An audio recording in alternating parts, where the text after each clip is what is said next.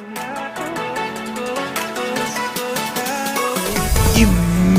if you have your vision as the car with the right team. Imagine how quick that vision will come into the footsteps. Something that was taking 5 years, 6, 3 months. This morning is all about leadership and influence.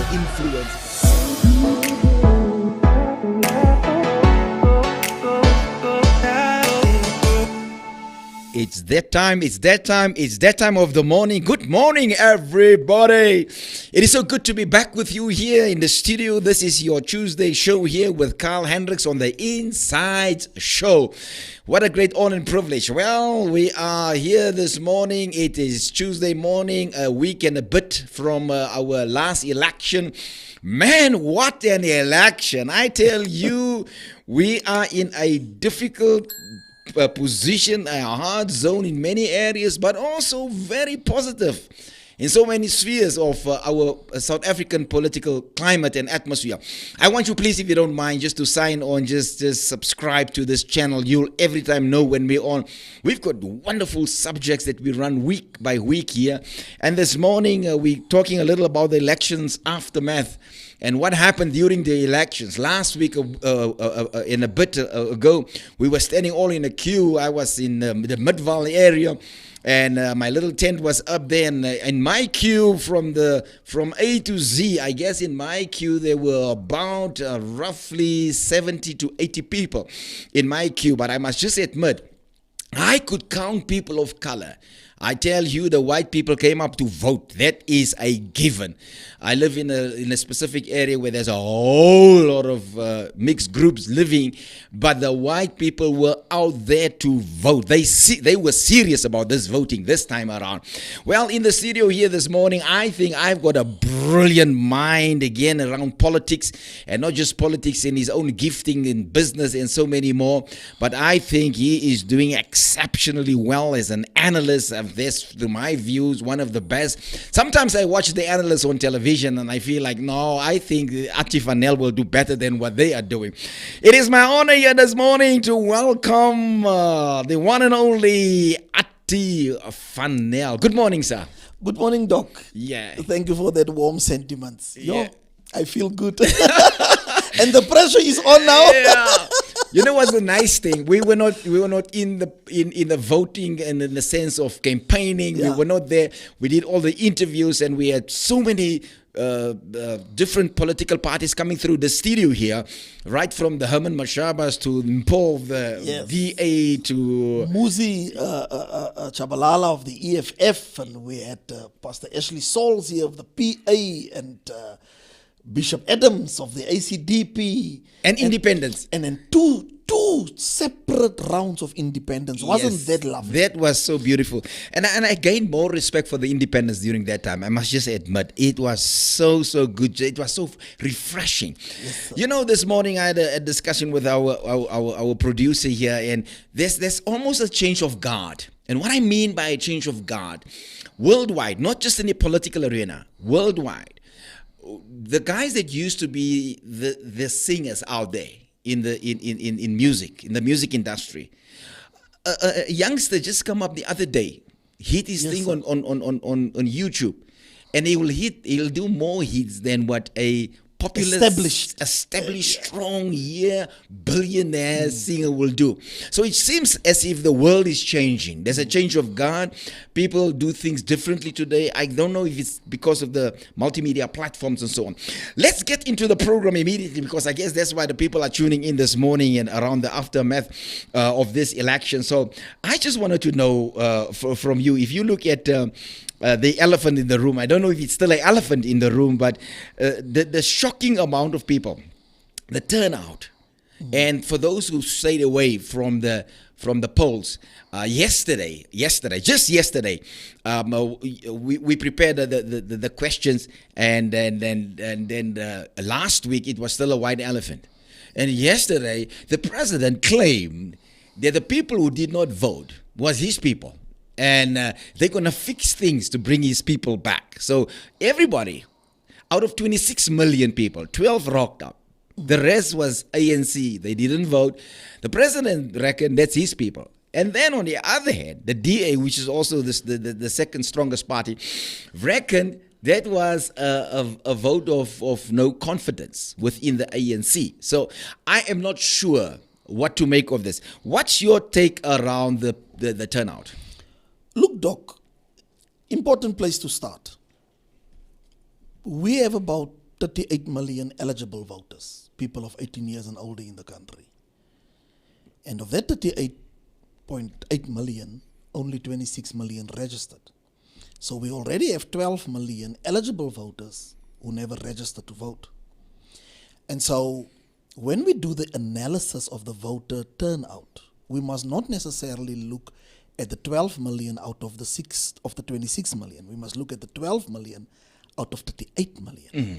Then we don't sit with a 46% turnout. Then we sit with a 32% turnout of eligible voters. And then we start to realize how big the problem truly is. Now, I want to be emphatic. You asked me for my view, let me give you my view. Exactly. That low turnout had nothing to do with it being a long weekend. I don't think that 26 million people went on holiday. And that's why only 12 million came. Exactly. And turned it into a long weekend. It had absolutely nothing to do with the rain and load shedding. And when I say nothing to do, you an academic, you will now know exactly that I'm speaking here in terms of materiality. So I'm not saying some people didn't go because of the load shedding and the rain, but it was not significant enough to alter the outcome. Do your maths. That's what you say. Do your maths. Do your maths, yeah. So the voter turnout, in my view, the low voter turnout, in my view, we had my daughter here some weeks ago, CJ, with us, and CJ said, it's wrong to say that young people don't vote. Go and look at campus elections. It's hotly contested. They interrogate the candidates with the manifestos. It's a big thing every September, October. She says they vote when they're interested. She made that point. Now, in my view, the stay away vote was a vote. The stay away vote said, we are so disillusioned not only with our options on the ballot paper, but the message to change the objective conditions of our lives. In other words, the electoral system will not deliver social justice. The electoral system will not bring about equality. The electoral system cannot change South Africa from its colonial and apartheid past to a more egalitarian, equal society with equal access. Now there's two problems. If then that amount of people have lost faith in the electoral system, but losing faith in the vote is not losing hope that my life can change.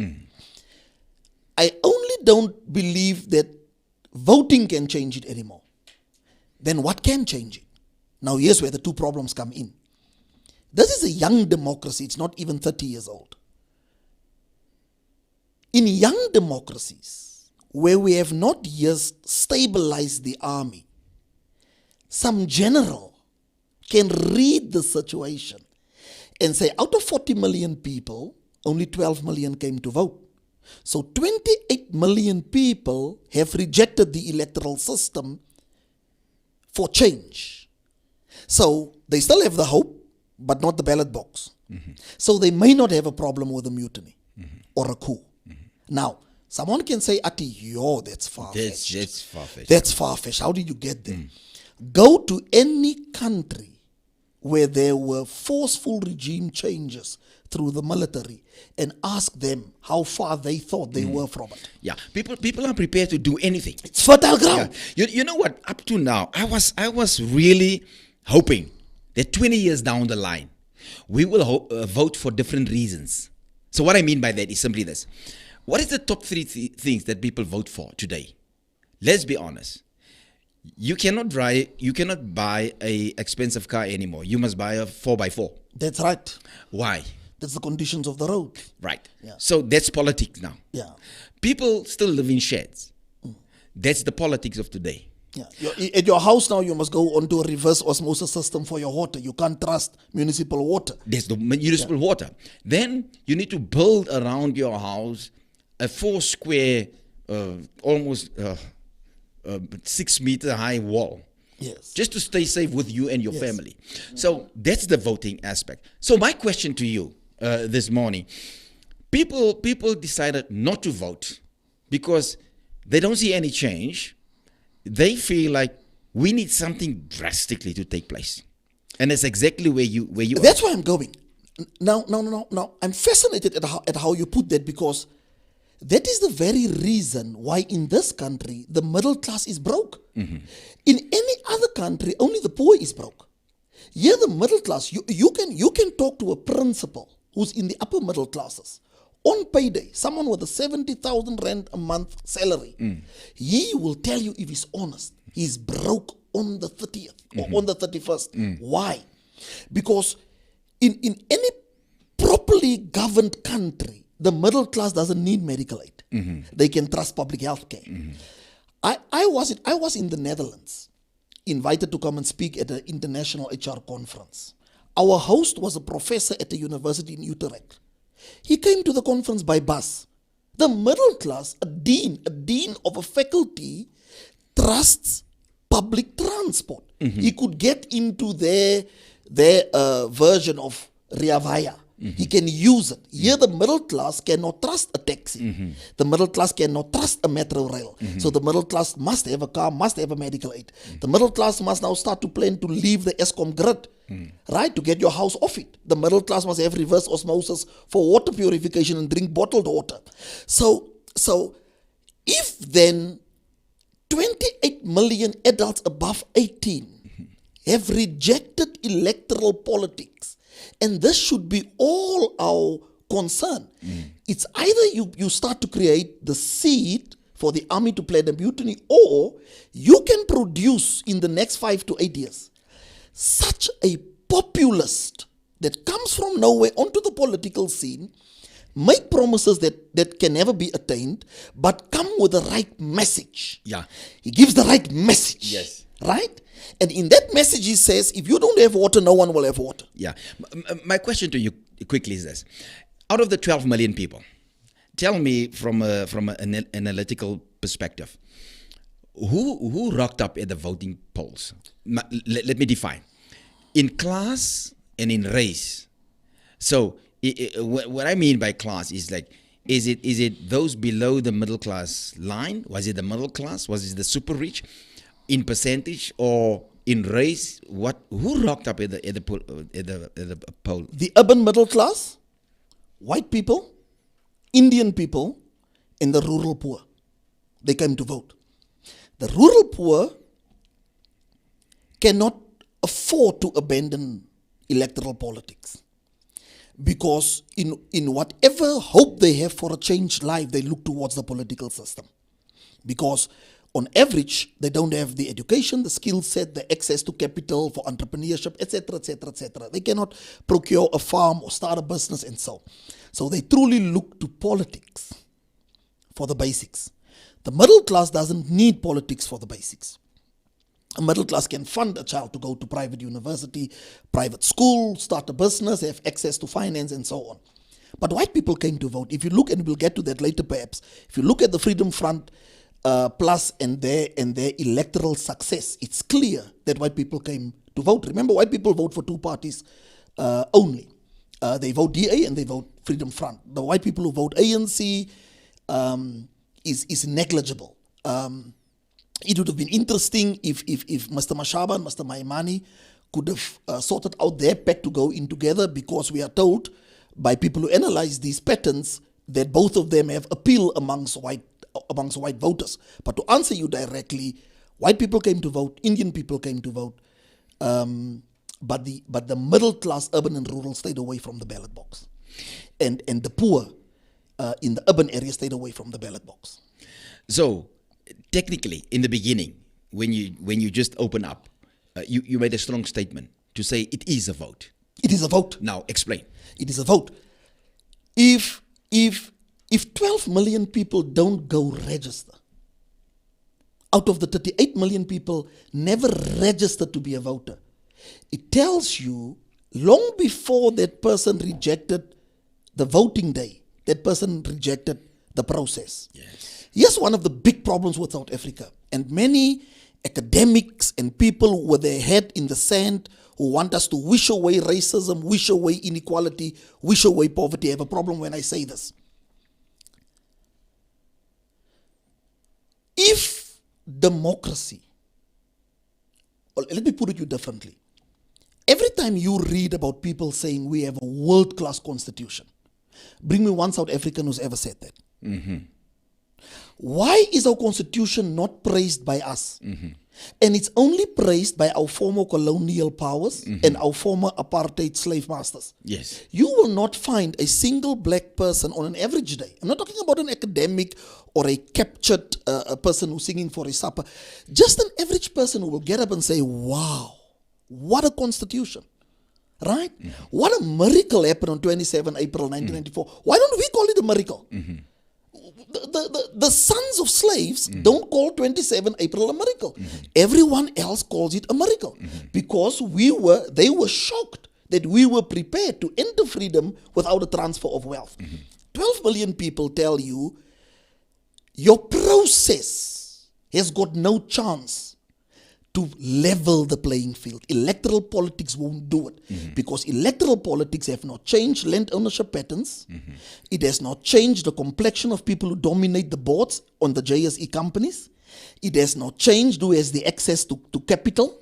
It has not changed whose wealth has accumulated uninterruptedly since 27 April 1994. The ballot box cannot deliver that type of change. To be truthful to you, 27 April benefited capital more than the poor, the rich more than the struggling. That is why it's their miracle, and they sing that miracle, and that is why black people generally don't regard it as a miracle. That's not our language, that's not our vocabulary, that's not our narrative, the 27 April. So this is a vote. It's a vote against it. Tell me, give us a little breakdown around the outcome, meaning the percentage of the ANC, the percentage of the DA, and why do you think specifically that Herman Mashaba did that well? And then also within the specifically around Johannesburg, why did EFF struggle to get enough votes? You didn't play when you say we're going to talk today.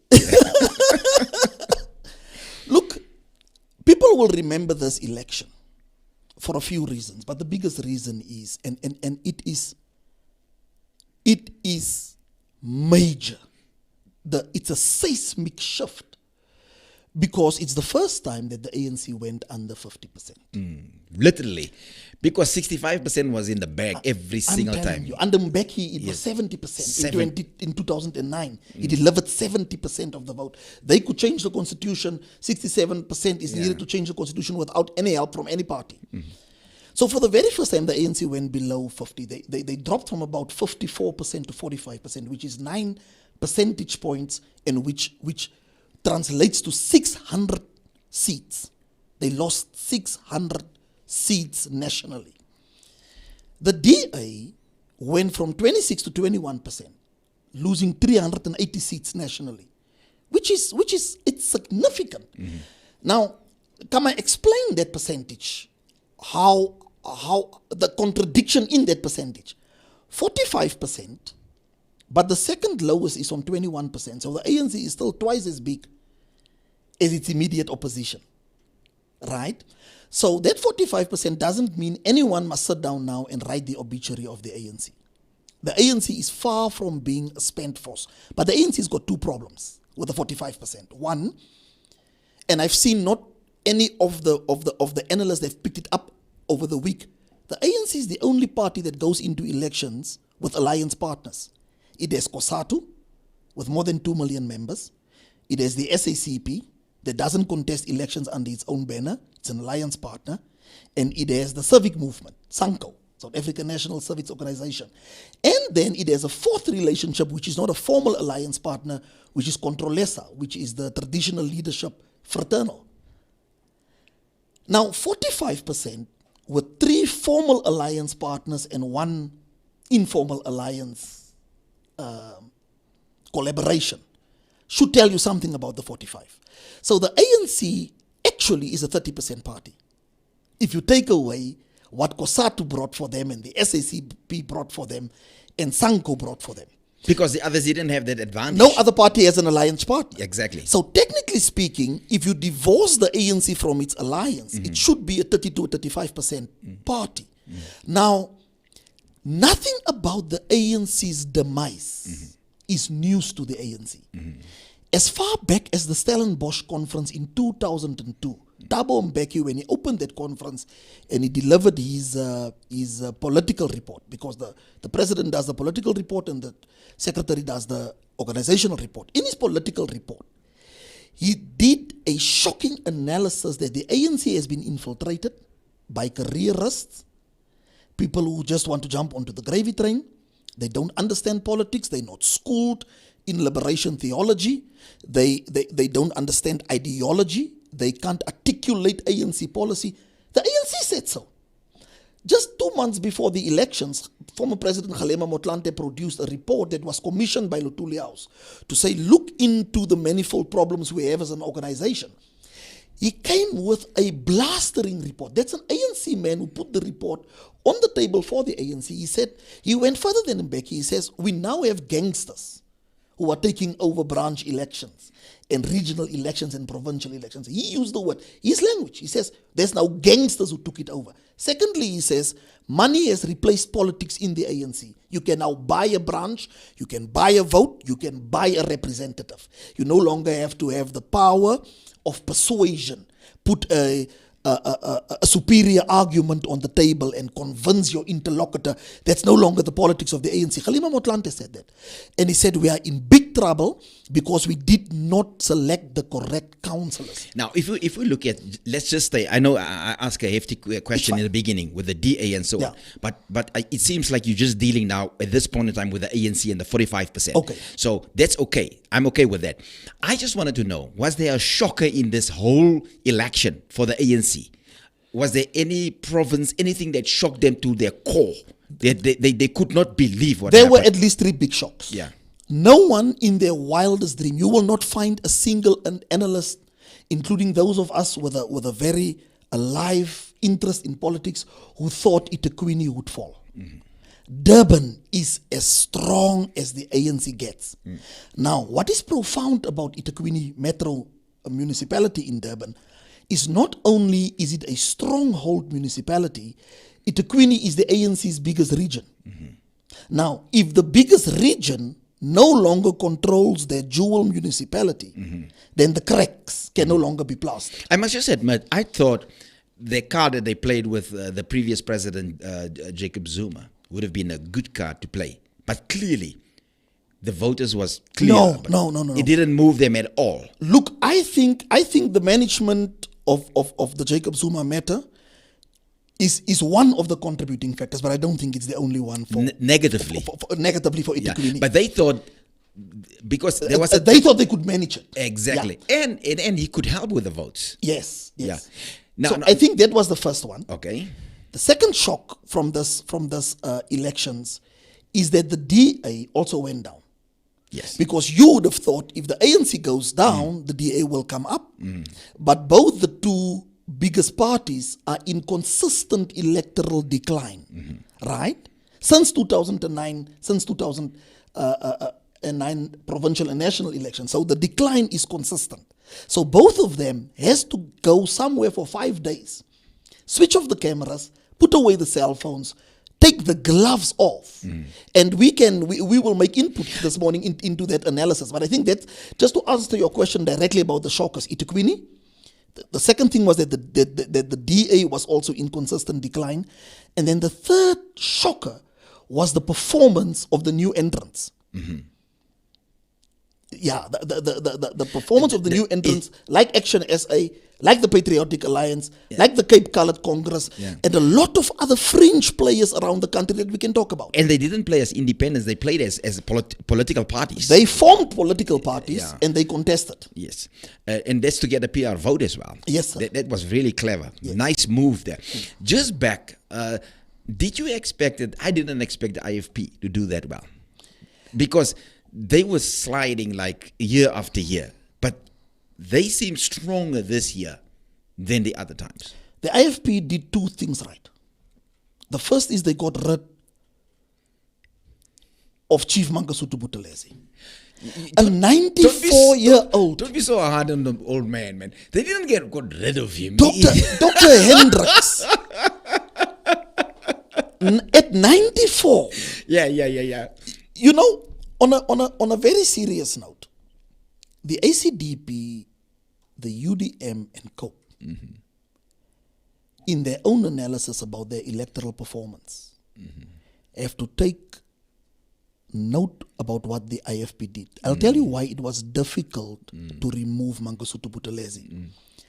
Unlike the ANC president, the DA president, or any other party, he is the founding president. But they were also very clever. They were sharp in their move because he was shadowing them. Yes, but I'm saying they refreshed their politics. If you look at the face of the IFP these days, their national spokesperson, who's also in parliament, the head of SCOPA, Slangeni Slongwa, very articulate, very fresh, very unlike the old guard.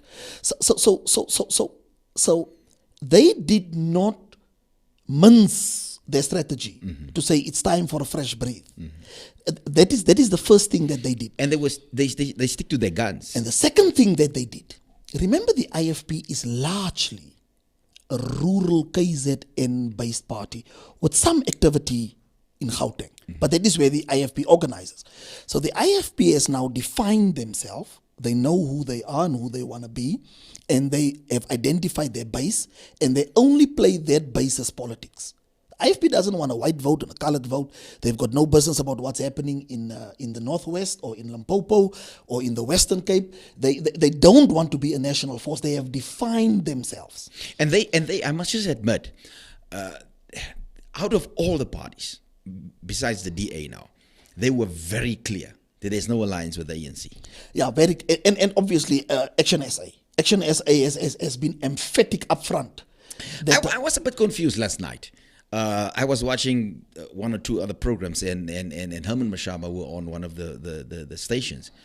Herman was not very verbal around the ANC. I actually changed my mind last night when I watched him. But he did throw Jesse Duarte a curveball. I thought he was so sarcastic. Yeah. He said to Jesse Duarte, the reason we can't go into a coalition with you, this was on JJ Tabani's Power to Truth show, is because he said the ANC is so broken and there's no spare parts. I thought, Jesse, you have to have a comeback. You can't sit here on national. But I can tell you one thing, that Jesse is a politician, eh? Yeah. She think on her feet. The lady is She's an old sharp. hand. She's an old hand. She's been around the block. Let's go to the DA. You say 45% on the ANC. You can mix it up at a later point. Let's go for the DA. The DA fell from 26 to 21%. Now, here's the interesting thing.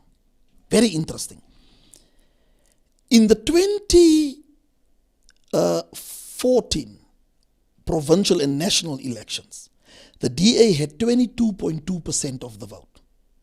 In the 2019 provincial and national elections, they fell 1.7% to 20.5%.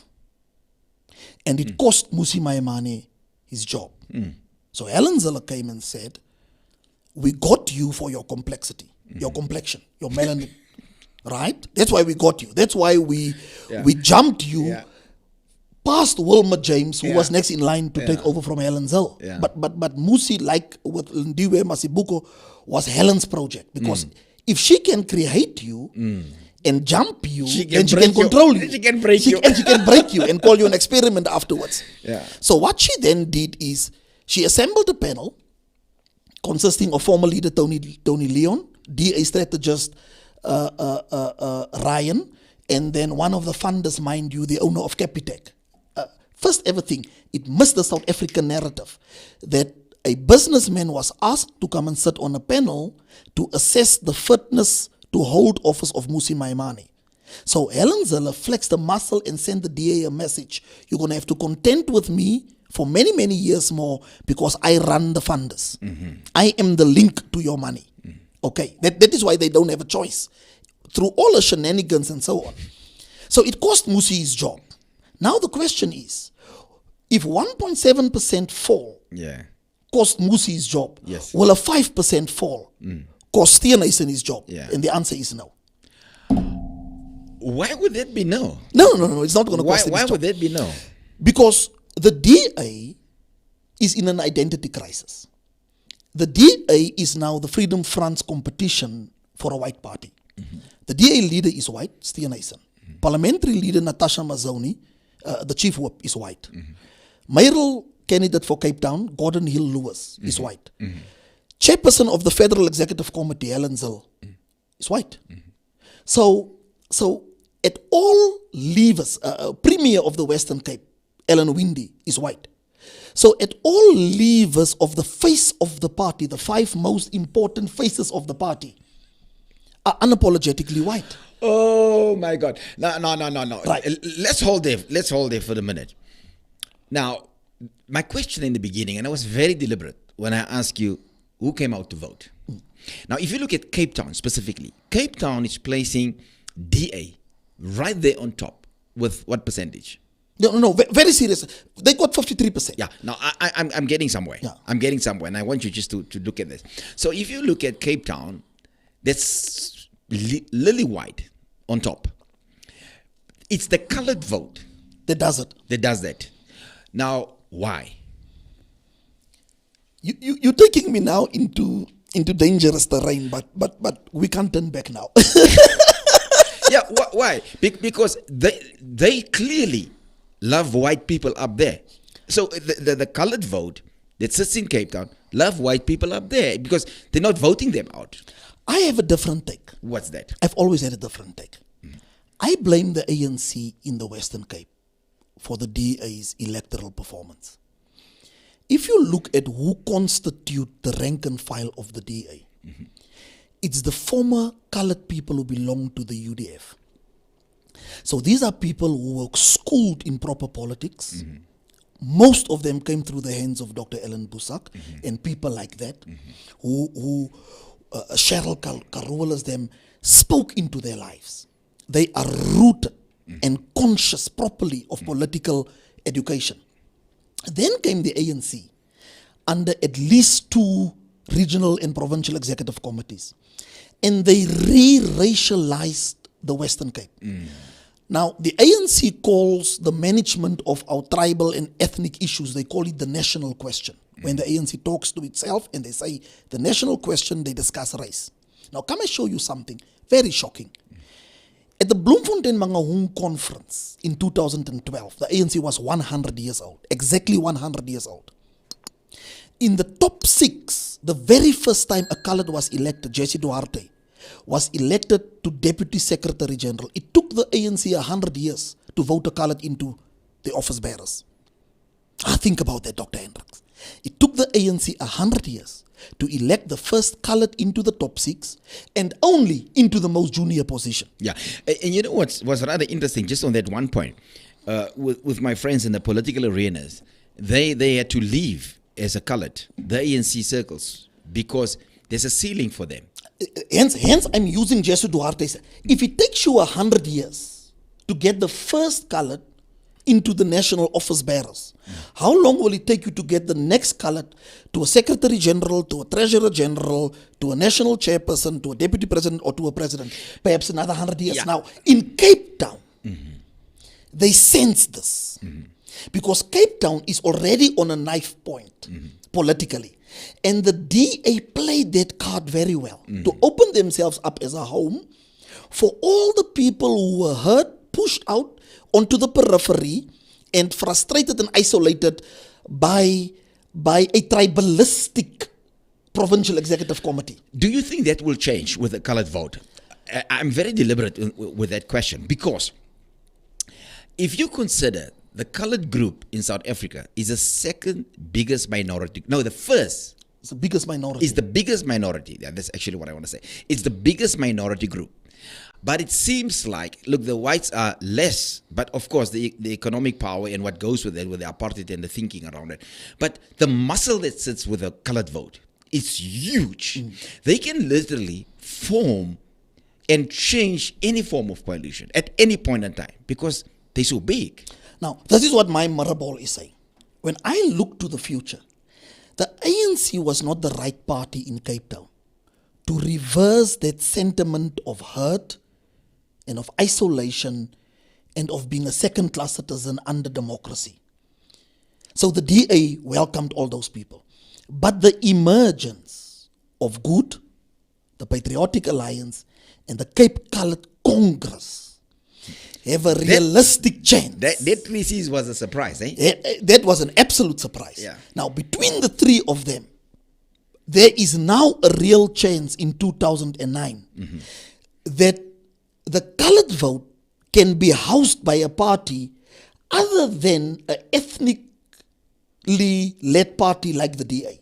So in the next 2 years, the colored vote in Cape Town will wake up and smell that coffee. Attie, do you think the colored vote can take Cape Town in the next election? Like right from the premier to the mayor to all? No doubt. The problem with the colored vote just in the Western Cape is they are so angered at the ANC that they have never made a proper choice to go vote DA. It's more an anti-ANC vote than it is a pro-DA vote because they did not have another vehicle.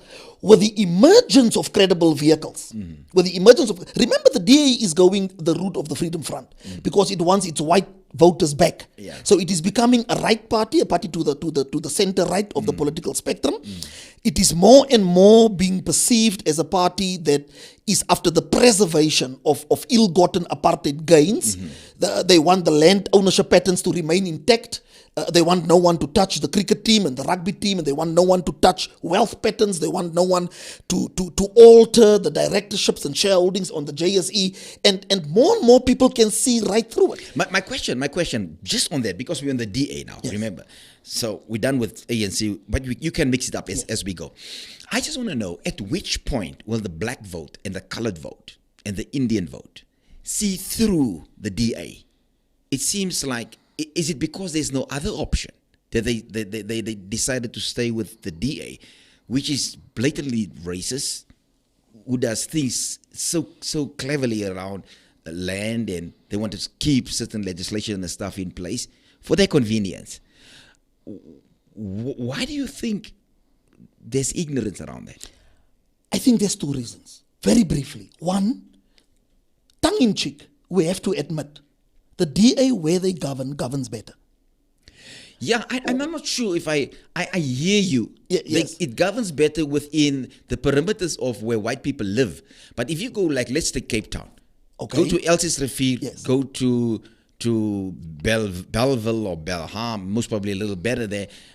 You go to all those areas. Yeah, Delft. And no, I wanted to get there. I wanted to say where they govern on the things that count in the country. A clean audit. A clean audit counts. It doesn't count whether that audit was achieved building houses. Yeah. Now, who said on our set the other day, you can't eat clean audits? Chabalala of the EFF. Chabalala of the EFF. You can't eat clean audits. You understand what I'm saying? And what they do, they have the media machinery to blow those things up. Yes. On the average day, you won't find a DA councillor or MP with his hands caught in the cookie jar. I'm not saying there's no corruption. There's a lot. We've listed it here when Dr. Mpo Palazzi was here. All of their scandals and stuff. But because remember, they have a media that's not hostile towards them. Because the owners of media are also their funders. So they tell a good story for them. But I want to come to the second thing. Why people cannot see through them. Who were the alternatives?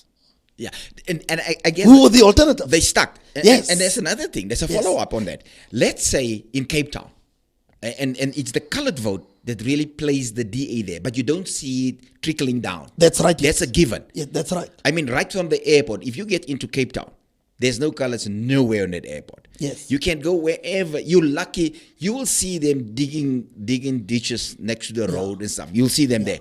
But in high-profile jobs, you will not find them, not invisible jobs. This is the question. Do you think, even if they turn that around, they will have the same type of financial injection to keep it alive? No, never.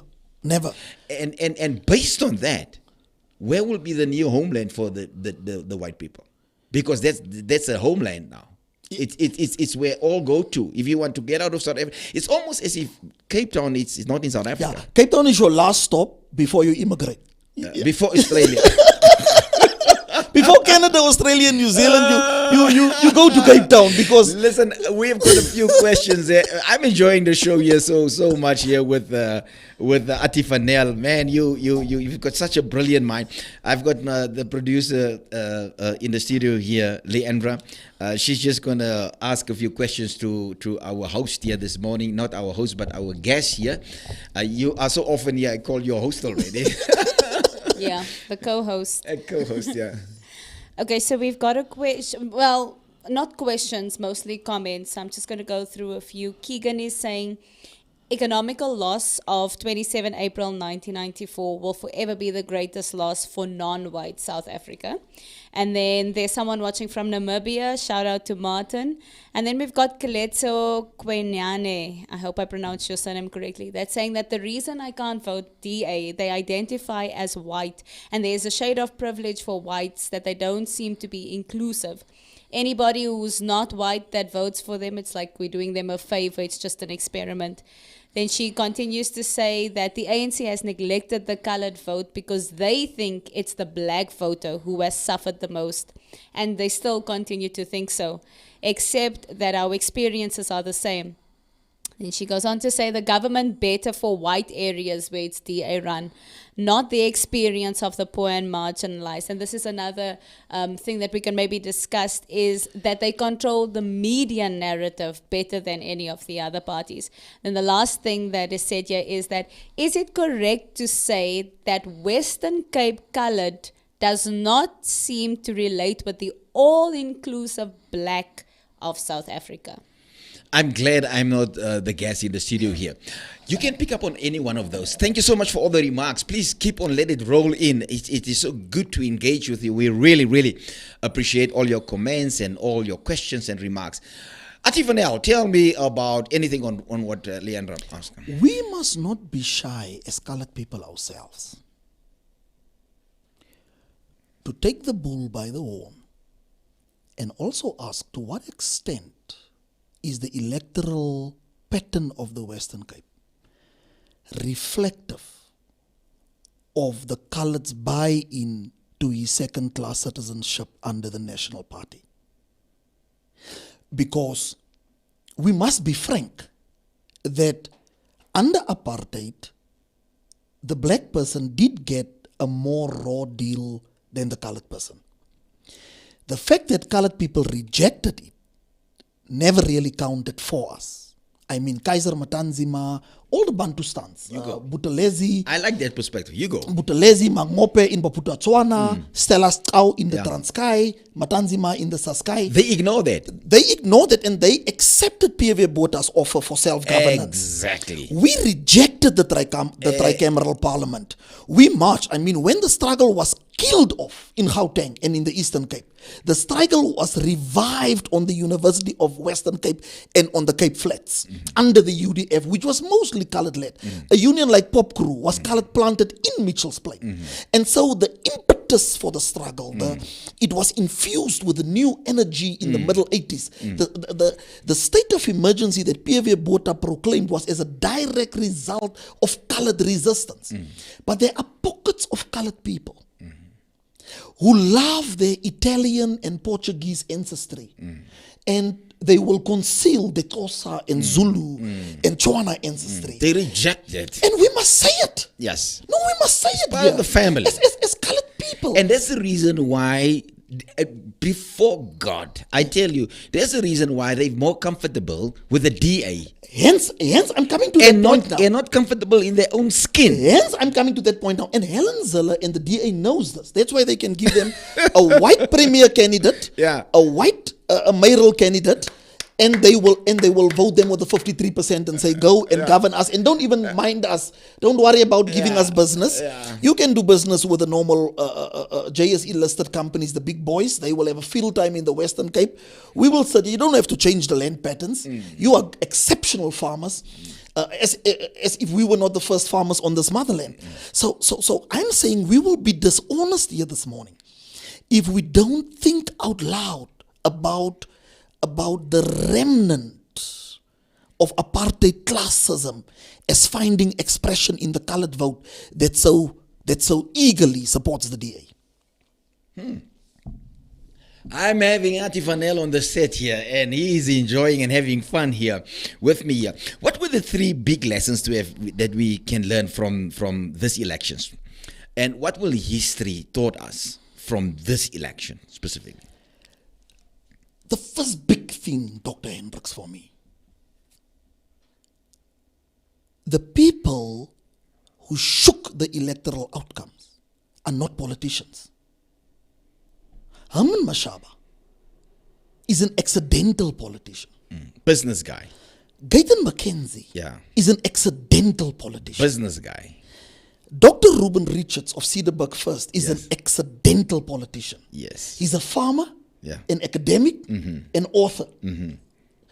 The people who started the Cape Coloured Congress, if you look at the profile, for example, of that formation here in the East Rand, here in Joburg, the ICM, the Independent Citizens Movement, who organized only in Ekurhuleni. That's a group of pastors.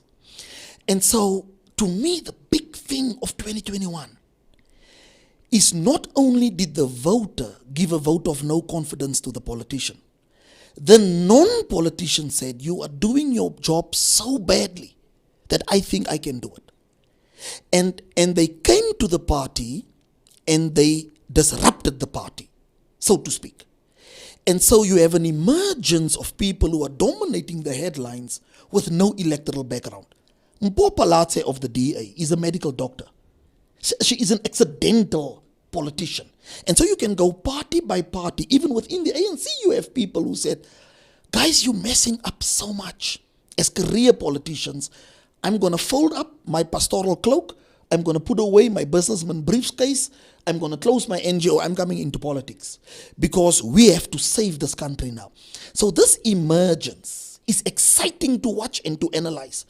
But also, it is a license to release other people to say, I don't have the option anymore just to sit on the sidelines and the periphery and complain about the country going down. And so in 2024, with the national and provincial government elections, I can see this trend continuing and being entrenched and becoming embedded, where the non-career politician is taking on the career politician and making it. You said there was three. Yeah, that's the first one. Okay. The second thing that I think we will remember this election for, and this is an unfortunate one, is for the conduct of the IEC. Now, let me be the first to say, there's 23,000 voting stations. Even if you give me or you that job, there will be glitches. Running 23,000 in villages, far-flung rural areas, there will be glitches, and we must make an allowance. We cannot scream hoof for logistical issues. That is not my concern. I will always have a leeway in my heart and in my mind for someone who must pull off such a complex logistical exercise. But the IEC started to develop an appetite for the political terrain. And under Chairperson Mashinini, it is now wildly and widely perceived as being politically influenced. Now, you will remember that the IEC didn't want us to go to the polling stations this year. They wanted a postponement up until February. And I think what they did in procuring the services of former Deputy Chief Justice Dikgang Moseneke to come and write that recommendation was they actually bought his reputation and his academic clout. So they thought if they then take it to the Constitutional Court, it will merely be rubber stamped.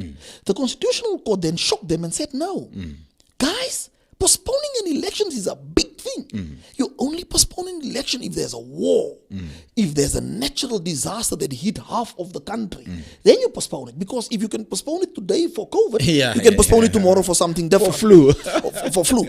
So they then were lambasted by the Constitutional Court and say, no, You will have elections. You will have it. You will have elections. Then they made the second biggest blunder. In the reopening of voter registration, they also reopened councillor registration. Right?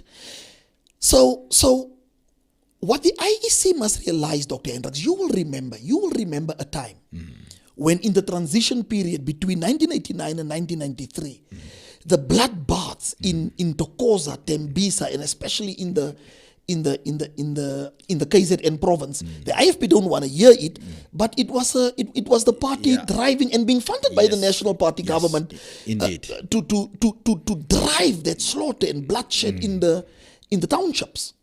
So when they lost in 1999, because the IFP won in 1994 in KZN, they lost in 1999. The ANC took over. The only reason why no drop of blood was shed is because we believed the result. Because the IEC was above reproach. The ANC then in the Western Cape lost to the DA and did a seamless handover because we believed the result. So the IEC under Mashinini, with its political flirtations and tinkering into that process, has dethroned it from that high horse of morality. And once we cannot believe the result anymore, it's your shortest pathway to anarchy. Exactly. Yes, sir. So that was the second thing of this election. That when we appoint the new chairperson of the IEC, it must be someone so independent, so moral, exuding so much integrity that can take the IEC back to that place. And the third one, and to me, is a really, really sad one. I think it's our inability to simply not create so many coalitions. I wish the voter was more assertive and would give more parties a more clearer majority so that we can hold parties accountable. Exactly. It's very, very difficult, but it's the voter's choice. You can't really lambast the voter. But I wish to give a country like South Africa in such a fragile democracy with so much distrust between political players. We are the world's most unequal society. We've got real problems to solve. To give it 66 hung municipalities. Yes. Come on, voter, man. Yes, that's no. huge. That's huge. That's No. huge. That's huge. But you know what? At the end of the day, we can't blame the people. Yes. Because they are frustrated. They're at a point they don't know what to do. And some people simply didn't go out and vote because they don't trust anyone anymore. They don't even trust. They didn't even trust the independent person. That is where populism comes from. And we must guard against that. So that we don't have a gentleman or a lady who rise one morning populistic, get the vote and burn the country down. Tell me, for Johannesburg, why did you think Herman Mashaba did that well as the Action SA? Herman was fresh. He's not a politician. He's not politically correct. He doesn't come with speeches. He doesn't throw you with English. He doesn't try to outsmart you with vocabulary. He gives you the idea he's going to roll up his sleeves. He says, listen, man, when we take over, I'm turning around the slump that the CBD is now. No politician in this country speaks like that. Politicians say, if a normal politician want to say the CBD is now a slump and we must turn it around, they will say, indicators show that over the last 20 years or so, consistently there's a pattern for the decay of the inner city. Yeah. So Herman came. He just shoot from the hip. Yeah. So that was one of his strengths. Yeah, he's fresh. Yeah. He's different. Number two, Herman has created something successful. So where you and I sit, we think, okay, if he's done that with black like me, now world politics look like that. It's only in South Africa where you come into politics to create wealth.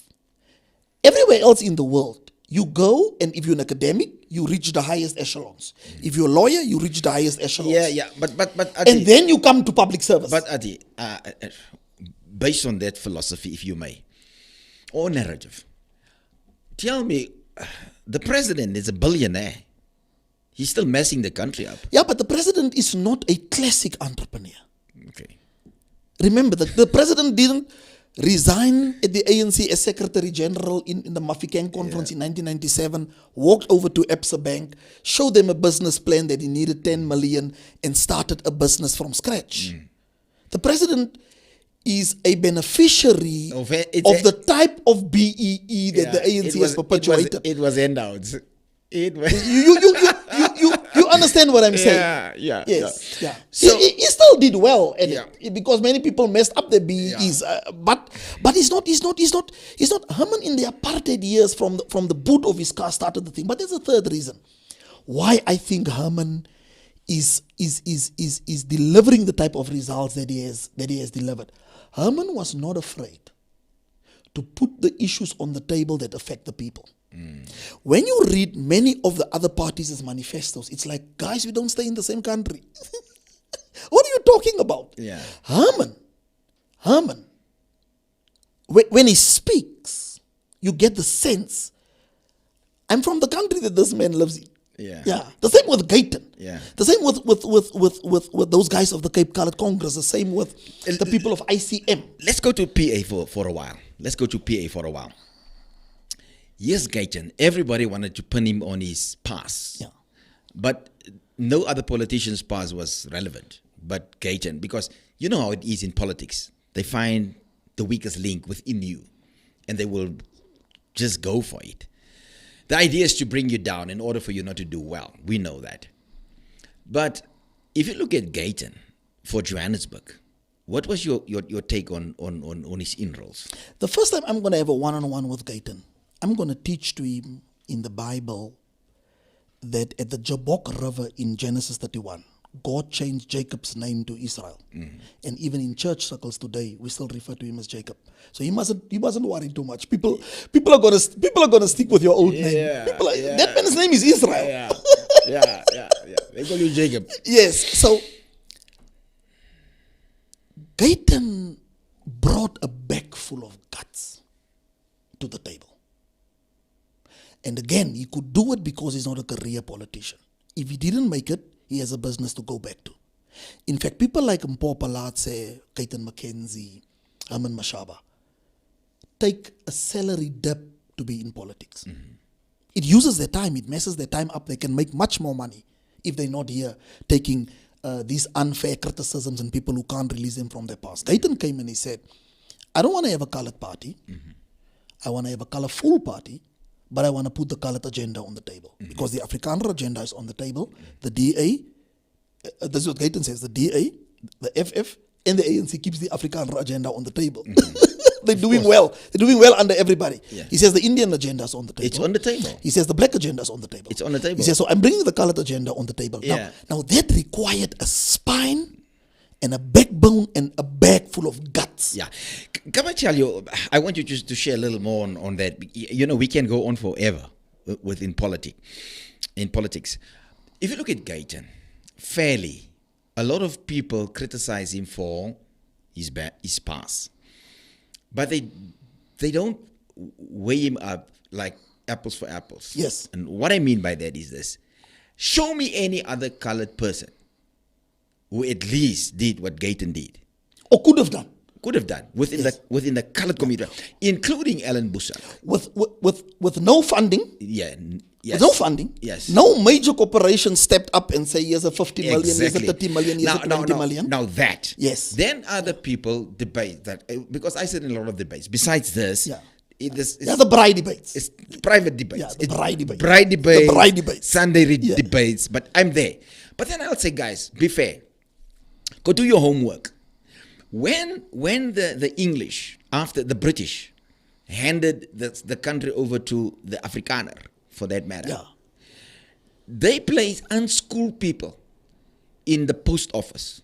In fact, they built a score for that. They built Spoornut for that. You go. Yes, sir. But it was deliberate. It was Africa's, up until today. The program in 1948, history refers to it in Afrikaans as the armblanke vraagstuk. The poor white question. Yes. The turnaround of the wealth of the Afrikaner, his land ownership, his dominance of the economy since 48 up until now, is Africa's most successful empowerment program. Yeah, That's why they hate empowerment so much. That's, They've seen the fruits. That's empowerment. Yes, sir. If you like it or not. Yes, sir. Now, that's the reason why today we still have the wrong surnames. Yes. Because it was a Afrikaner writing your surname that could not spell. They could not at all. They were running. They were living in the railway houses. They started afbop. Yeah. They started Volkskas. They got subsidies for farming. Yes. Etc. Etc. They have the land bank. But even that, you preach in our church the other day about systems. That system is still in the system. If you like it or not, it's still alive. It still benefits them. So what I wanted to say at the end of the day, take Gayton back again. Now people say, yeah, Gayton doesn't understand. Gayton is rough around the edges. Gayton, and they go for him. But again, look at apples for apples. Now it's a developed white man with a PhD that runs an institute like UNISA, or used to at least. They are all over, CEOs. I mean, there's no need for me to teach you that. What I'm saying at the end of the day, why are colored people so hard on their own leadership? Is having more grace to an uninformed, uneducated white. That same colored people in the Western Cape voted for a DA led by a Steenhuisen with only a matric. Mm-hmm. Steenhuisen only has a matric. The chief whip of the DA in Parliament, Natasha Mazzoni, who lied about being a lawyer, only has a matric. She never finished her studies. Start a party tomorrow where the two key people are colored or black and have only a matric. No one will take them serious. No. So I'm starting there. I'm starting there because I wanna demonstrate the objectionable double standard implicit in this matter. Now let me come to Gayton. Gayton is what I said right at the beginning of this interview. It's the rise of the non-politician. They were not schooled somewhere in politics. They were not brought through the political system. They disrupt the system. He is part of that breed with the Mashabas and the Ruben Richards and the Popalates. If the country was working well, we wouldn't know Gayton. Exactly. If the country was working well, there wouldn't be no need for him to go. He would do business. And you know how much they sacrifice. He would do business their now. Time and their money. That's what I'm saying. Now, if you go and you analyze, we had Ashley Sauls here, the mayoral candidate for City of Joburg. In a very tough interview, we made it very, very tough for those candidates. He held his own. He was able to articulate PA policy. He was able to, we had him here with the ANC, the spokesperson for Joburg region. It was a tough interview. He held his own. You could articulate the policy. You could cast the vision for the city. If you go and look at who their councillors were, all of their councillors were either pastors, community activists, people who run NGOs. They went and found non-politicians, but people who are known by the people, who has always done for the people without a salary. Now, when you add the salary and the car allowance and the phone allowance, that was his argument. Mm-hmm. Can you then imagine the efficacy of these people? Mm-hmm. If they were, who was the uncle that we go and call when two brothers fight? Mm-hmm. Who was the uncle that we go and call in Fiuwilkiestraat when people want a divorce? Mm-hmm. Who's the aunt who's always bought school shoes and go door to door and say we have 10 more kids who can't go to school, they don't have calculators? Who's that aunt? Mm-hmm. They went to go and find that aunt and say, come stand by us as a councillor. So not only is their president a non-career politician, he went to go and surround himself with non-career politicians, and that's why they rocked the boat.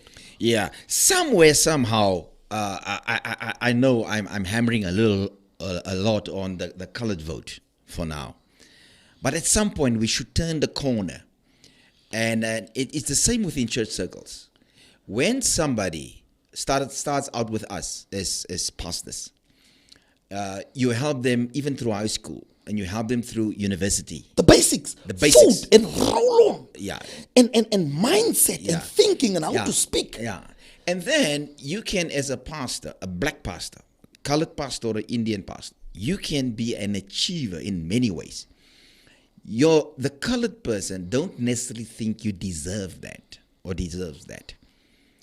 I just want to know, at which point will we change this thing? Because then they go to the matriculant pastor. Yeah. Some only have standard 8. And the one guy that's doing so well, and I respect them, he was somewhere in the military. He preached like a unrefined person. But they will go there.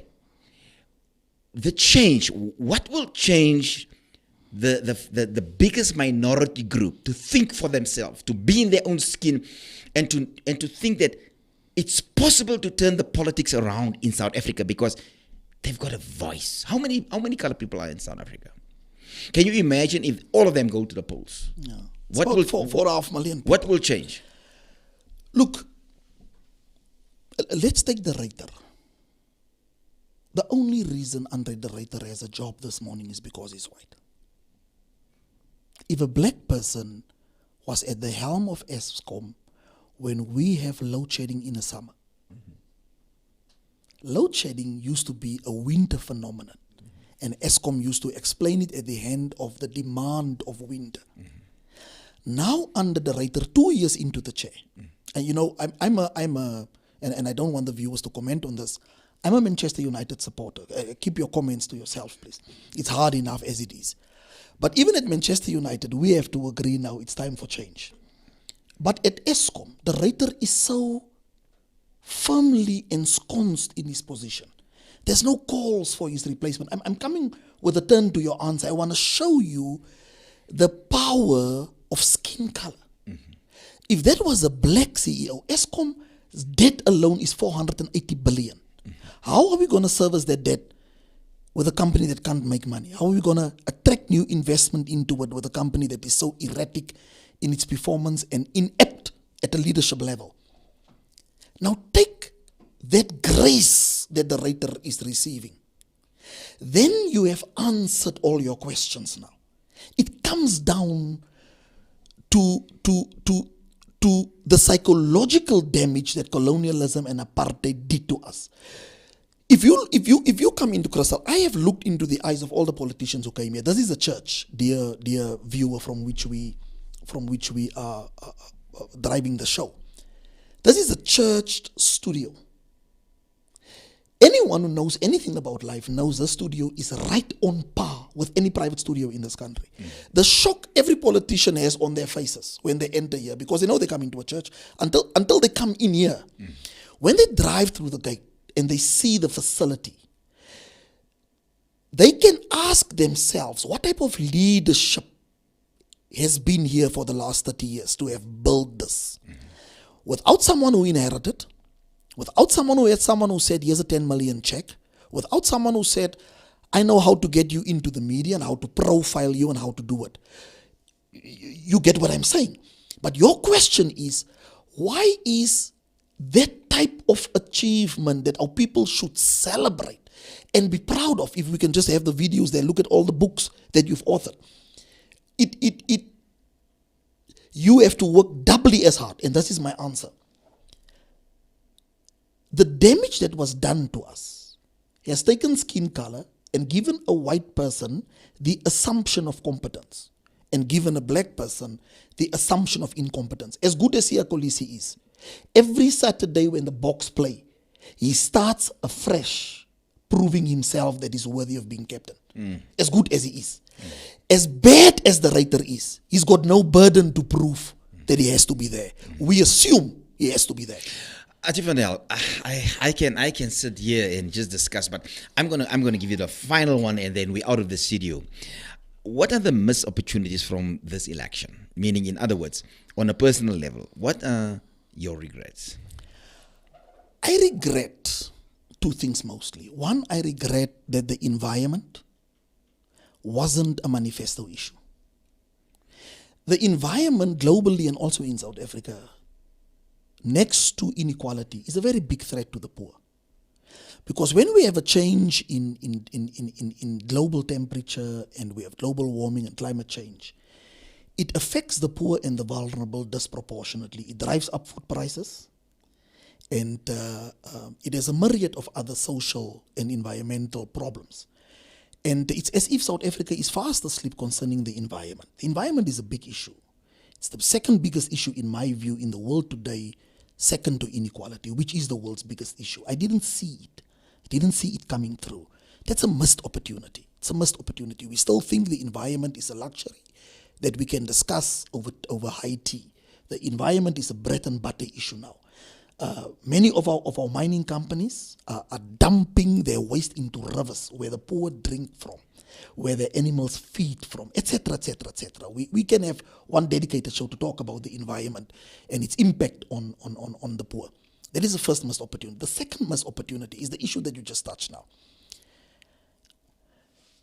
I am happy to see the colored agenda on the table. But my reservation is, when will we arrive as a country where we don't need the colored agenda, where we don't need the Afrikaner agenda, where all of that can be replaced by a South African agenda? And the only thing that concerns me at night with the formation of the PA, the Cape Colored Congress, is, did they see that the Freedom Front is successful to have a solely, a party dedicated to a white agenda, like Rashbanji did in KZN with a minority front, like many colored people say the ANC have become? It's not really a broad church that caters for everyone. It's an African centrist party. I'm worried that our politics are not maturing.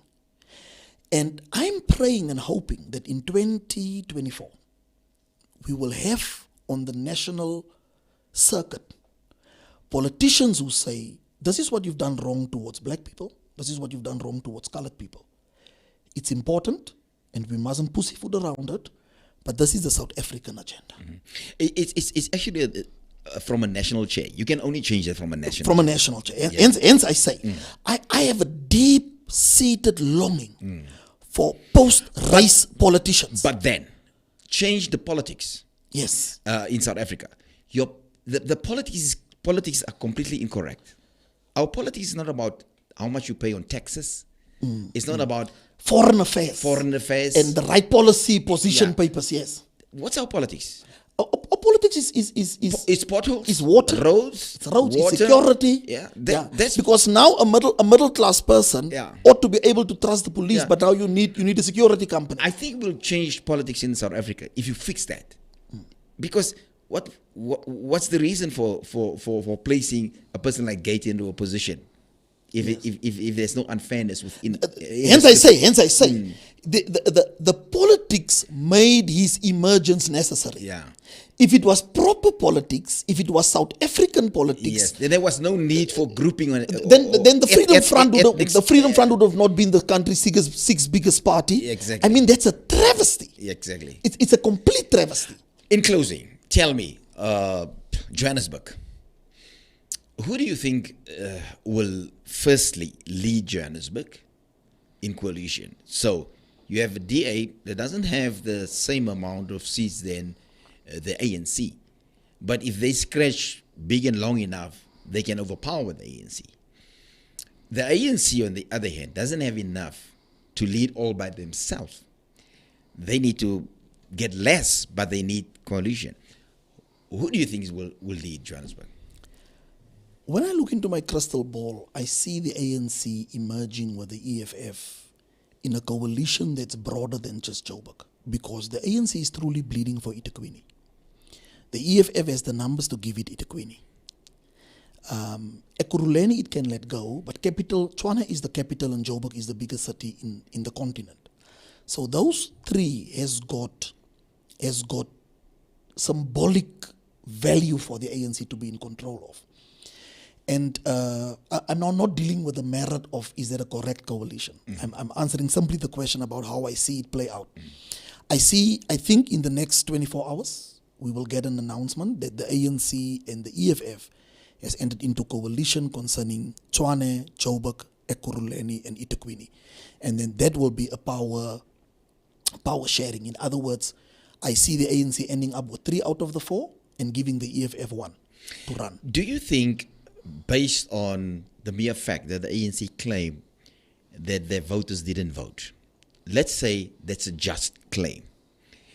Do you think that you will see any change from that seat now? This is your problem. Even if that voter came, we don't have any empiric evidence to suggest that that voter would have altered that outcome. Now, let's say they've learned their lesson, because most of them say that. Yes. Even last night, Jesse said that. So, do you think that you're going to see drastic change within leadership style, mayoral style, council style? No. Will there be a change? No. Or is it the same old same? No. It's not severely enough. Halima Motlanthe said 2 years ago. Now this is a former ANC President. secretary and the country's president. Yeah. He said, for the ANC to self-correct, the ANC must first lose. The ANC is not yet lost. Controls 161 municipalities this morning. Yeah, I can tell you one thing, but they've lost a lot. Yeah, but Kalima said. Yeah. Now, listen to the value of that is an internal voice. Yes. An internal voice. This is not the media, an analyst or someone.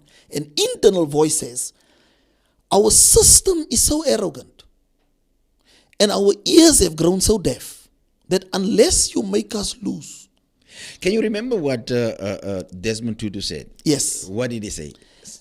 Desmond Tutu said, I'm going to start to pray now. Yeah. Against you in the manner that we prayed against the Nets. Yes. Because Mandela said to us, if the ANC does to you what the Nets did to you, then Yes. you must do to the ANC what you did to the Nets. Yes. And then Mbeki said 3 years ago, maybe the ANC must lose power Yeah. so that it can cleanse itself from all the hangers-on and the careerists Yeah. and restart with the people who's only after a revolution Yeah. that sees a more egalitarian society. I've quoted only ANC. Yeah. Can you remember the video that went around about Desmond Tutu? He was very Yes, with both the fingers. What was his words on there? Yeah. I'm warning you. I'm warning you. I'm warning you today. I'm I'm warning you. So I thought when I got the advert, Yeah. I thought you would put there the rapture. Why would you say that? Because Zuma said the ANC will rule until Jesus comes. It's harder And now But that the ANC no longer rules, But the I thought president- Jesus came. our president were very clear yesterday. It was a hard election. Yes. It wasn't easy on them. I think for where I sit, I think they've learned 1 or 2 lessons out of this, because in the next 4 or 5 years, they might lose it entirely. Come I map the ANC for you in 30 seconds over the next 12 months. Yeah. If you follow the case of Ace Magashule in Bloemfontein, it's clearly that the NPA there is bungling that case. They were never ready for an arrest, and now they don't have a star witness. The star witness says, no, I'm testifying I'm for not Mr. going to be Magashule. I'm not going to be state witness. In Yeah. all probability, in February, that case will be thrown out. So on 1 March, the Secretary General is back at work. Then in June, they go to a policy conference. On the back of this electoral decay and the SG back at work. Then in December, they go for a elective conference. Let's see how much the ANC learned in the elections Because over the next 12 months to December for the next elective conference. Well, everybody out there, Attie Vanel, Mr. Vanel, as I call you, thank you so much, sir. So kind of you to come out every single time, but what a blast of the time we had in the studio here this morning. And we touch on things that I know that matters for the people out there, specifically on the Inside Show. Thank you so much for taking time out. Really appreciate that. I love the show, Doc. I love this platform. I love what it wishes to do. And I love how it is a voice to those who don't have access to the mainstream voices. And I trust and I pray that it will grow and that it will have a viewership that is, in a few years, that is right on par with the strongest platforms in the country. Because the gloves are off here and the things that are closest to the people are on the table. Exactly. And Thank it's you, uncaptured. sir. And it's completely.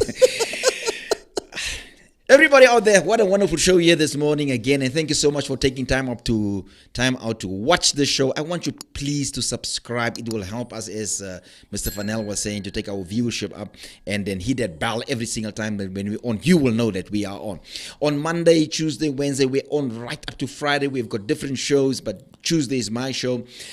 And tomorrow will be the Talk with Jones show, and then on Friday we have a show with the Unk. And that's Lester Constance. On Monday, we've got Xavier on. On Tuesday, it's me. Wednesday, who's on Wednesdays? On Wednesdays is Leandra, our producer. They run shows with rather interesting shows just to target the younger generation. Okay. The TikTok generation. Yeah. Hey, from me to you, mwah, you have a super Tuesday, and thank you so much for tuning in. Goodbye. Imagine if you have your vision as the car with the right team. Imagine how quick that vision will come into the footsteps. Something that was taking 5 years takes 3 months. This morning is all about leadership and influence.